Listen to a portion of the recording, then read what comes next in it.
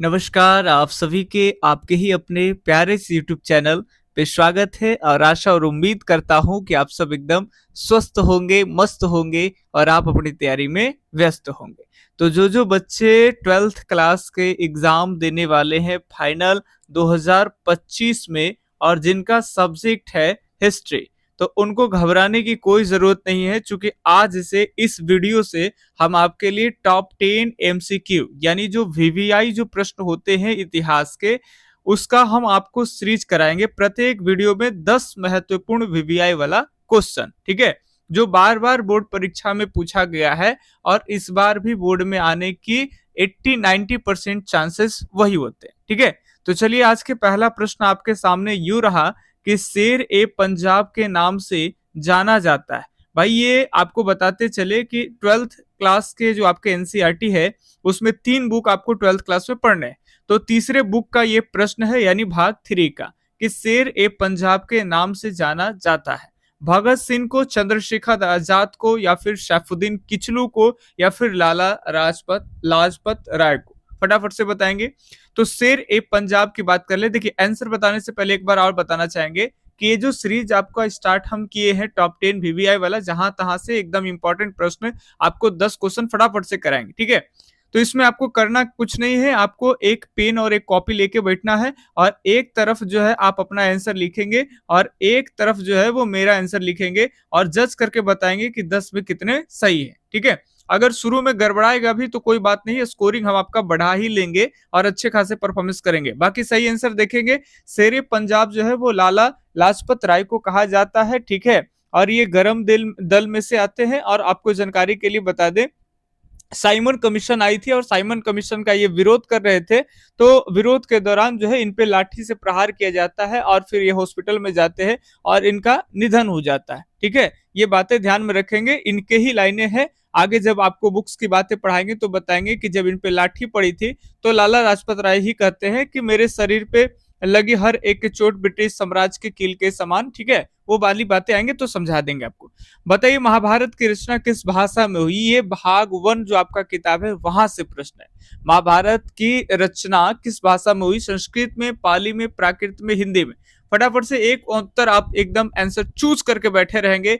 अगर टाइम नहीं मिल पाता है तो वीडियो रोक कर करके आप चूज कर लीजिए। ठीक है, तो ये हो आपका संस्कृत में। अगले सवाल देखिए, फटाफट से हम लोग देखेंगे, ज्यादा समय आपका ना लेंगे। ब्रिटिश ईस्ट इंडिया कंपनी की स्थापना कब हुई थी? ईस्ट इंडिया कंपनी की स्थापना सब लोग 10th क्लास में भी पढ़े थे और 12th में भी पढ़ना है। ये भाग 3 का है आपका। 1600 ईस्वी में, 1605, 1610, 1600 ईस्वी। सही उत्तर हो जाएगा यहाँ पे 1600 ईस्वी।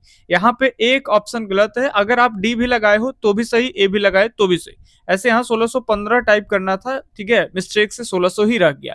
अच्छा, बहुत सारे लोग का एक और डाउट क्लियर कर दे। बहुत सारे लोग सोचते हैं कि ईस्ट इंडिया कंपनी जो है बीईआईसी यानी ब्रिटिश ईस्ट इंडिया कंपनी, ठीक है, शॉर्ट में लिखते हैं बीईआईसी। तो कई लोग सोचते हैं कि ये कंपनी भारत में लगी होगी। अगर ऐसा सोचते हैं तो गलत है। ये ईस्ट इंडिया कंपनी ब्रिटेन में लगी थी और ब्रिटेन से ये भारत में आएगी व्यापार करने के लिए। तो 1600 ईस्वी में ईस्ट इंडिया कंपनी की स्थापना हुई, भारत में नहीं। कई लोग सोचते हैं सूरत में, मसूरीपट्टनम कहीं होगा, नहीं, ये ब्रिटेन में हुई थी। ठीक है, तो बहुत सारे ऐसे छोटे छोटे डाउट्स होंगे जो हम आपको वीडियो क्लास में ही आपको क्लियर करते चलेंगे। तो आप क्लास कहीं किए ना किए सब बराबर है, हम ऑब्जेक्टिव से ही सारा रिकवर आपको कर देंगे। ठीक है, चलिए, हड़प्पा सभ्यता का सबसे बड़ा नगर कौन था? मोहनजोदड़ो था, कालीबंगा था, लोथल था, या फिर रंगपुर था? फटाफट से एक उत्तर आप लोग चूज करिए। भरोसा रखिए, वीवीआई के सीरीज जितने भी इस वीडियो पे अपलोड किए जाते हैं, एक एक दिन बीच करके सुबह के 6 बजे यहाँ पे अपलोड किए जाएंगे। आप उसको कुछ ही दिन देखेंगे, आपसे कई सारे प्रश्न बनने शुरू हो जाएंगे। क्योंकि पिछले दिन इसी तरह से चुनिंदा प्रश्नों का सीरीज आपको, पिछले दिन नहीं, पिछले वर्ष आप कराए थे और काफी सारे बच्चे जो है अच्छे खासे नॉर्मल बच्चे जो है वो 300 और प्लस, और कुछ थोड़ा सा ठीक बच्चे 350 प्लस अच्छे से स्कोरिंग किए थे। ठीक है, केवल ऑब्जेक्टिव के बलबूते। तो आप भी इस बार अच्छे करेंगे। अगर थ्योरी पढ़ रहे हैं तो 400 पार भी आप जाएंगे। हड़प्पा सभ्यता का सबसे बड़ा नगर कौन था? आप एक उत्तर चूज कर लेंगे, इसका सही उत्तर होगा आपका मोहनजोदड़ो। ठीक है, मोहनजोदड़ो पूरे हड़प्पा सभ्यता का सबसे बड़ा नगर था। अब ये रहा आपके सामने 5वें नंबर का सवाल। पांचवें नंबर प्रश्न है, हड़प्पा सभ्यता का स्वरूप क्या है? ग्रामीण सभ्यता, शहरी सभ्यता, भोजन संग्रह या फिर कबीलाई? सही उत्तर हो जाएगा आपका हड़प्पा का सभ्यता जो है वो शहरी सभ्यता है, क्योंकि यहाँ पक्की नालियां वगैरह बनी हुई थी, नालियां हैं, ईंटों के मकान है, ठीक है। और बहुत सारे ऐसे एविडेंसेस हैं, साक्ष्य हैं, जिसके बदौलत कहा जाता है कि हड़प्पा सभ्यता जो है वो शहरी सभ्यता है, ठीक है। चलिए नेक्स्ट, कर्ण की माँ कौन थी? तो ये भी भाग 1 से ही है, हड़प्पा वाला भाई भाग 1 से ही है। कर्ण की माँ कौन थी? वीडियो रोक के आंसर दीजिए, बाकी सही उत्तर हो जाएगा कर्ण की माँ कुंती थी, ठीक है। फटाफट से आप लोग का एकदम करा देंगे 10 मिनट के अंदर में ही। बंगाल आर्मी की पौधशाला कहा जाता है? हैदराबाद को, अवध को, झांसी को, कानपुर? सही उत्तर आप एक चूज करिए, बाकी हम आपको जानकारी के लिए बता दें।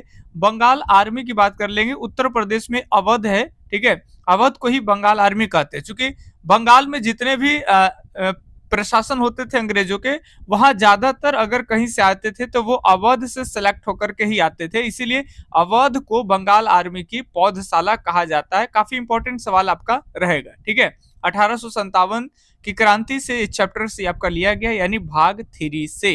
क्लियर? चलिए निम्न में से किस प्रसिद्ध संत ने गीता पर टीका मराठी में लिखा? एकनाथ, नामदेव, तुकाराम या फिर मानेश्वर?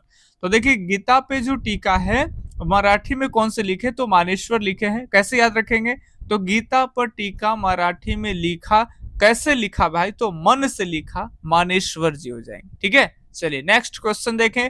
ये तो हल्के हैं, भाग 1 के प्रश्न आप बनाए होंगे कई बार। बताओ भैया जल्दी से, उपनिषदों की संख्या कितनी है? 4, 68, 108, 12? सब लोग जानते हैं उपनिषदों की कुल संख्या 108 है। और अगले बार अगर बात कर लेंगे तो 10वें नंबर का सवाल है कि सबसे पुराना वेद कौन सा है? ऋग्वेद, सामवेद, यजुर्वेद, अथर्ववेद? तो सबसे पुराना वेद सब लोग जानते हो कौन से वेद हो जाएंगे? ऋग्वेद, ठीक है। अथर्ववेद जादू टोने वाला वेद, और इसमें ही पहली बार मगध शब्द का उल्लेख जो है वो मिलता है। बिहार वगैरह में सबसे इंपॉर्टेंट हो जाता है हमारा अथर्ववेद, ठीक है। तो ये रहा फटाफट से आपके सामने 10 क्वेश्चन, और बताएंगे कमेंट करके कि 10 में कितने आपके सही होंगे। अगर इस बार पहला सीरीज चला रहे तो अगर 1-2 सीरीज में कम आएगा तो कोई घबराने की जरूरत नहीं है। वादा करते हैं, एकदम भरोसा दिलाते हैं आपको कि कई सीरीज, 5-6 सीरीज देखने के बाद आपके अच्छे खासे सवाल जो है वो बनने शुरू हो जाएंगे, ठीक है। तो एक काम और आपसे हम कहेंगे कि यहाँ तो कोई पैसे लगते नहीं है, फ्री ऑफ कॉस्ट आप लोग आपके लिए लेकर के आएंगे। चाहते हैं कि सीरीज कंटिन्यू रहे और आपका हमारा साथ रहे, ठीक है। तो हम आपके साथ देंगे बेहिचक, अच्छे प्रश्न चुनिंदा लेकर के आएंगे, हिस्ट्री, ज्योग्राफी, पॉलिटी सबके।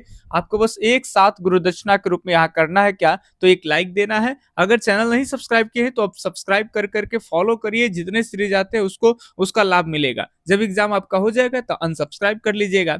अच्छा, गुरुदक्षिणा के रूप में मित्रों के पास में आप शेयर जरूर करें, ठीक है जनाब। चलिए बाकी मिलते हैं अगले दिन अगले वीडियो सीरीज पे, तब तक के लिए धन्यवाद, जय हिंद, अल्लाह हाफिज, आपका दिन शुभ हो, राधे राधे।